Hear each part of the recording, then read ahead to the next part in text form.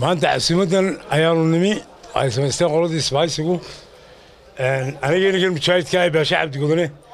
waxaanu ka yar hadlaynay waxaan waddanka ka yar taagan berigii dowladdiina xigaan 2 sannadood buu Muuse Bixi ahaa wasiirka dakhliga waynu garanaynaa wixii Hargeysa iyo Burcaba ka dhacay 2 sannadood waxa waa tii Hargeysa 4 beelijo loo kala kacay ee albaabadu iska raaceen waa 2 years uu joogay meesha imaka waxaan u malaynayaa ummadani dambi ay Ilaahay ka gashay ma jirto oo Muuse Bixi madaxweyne ugu noqda waxaan markaa musleeyahay walaal waynu iskaranaynaa ragii jabhadda haweenay 1985 sano mood noogu timi Muuse ummadan Ilaahay madaxweyne kaaga dhigi maayo waayo cuquba iyo dambi ay Ilaahay ka gashay oo madaxweyne ugu noqda dib ma jiro. Wassalaamu calaykum waraxmatullaahi wabarakaatuh.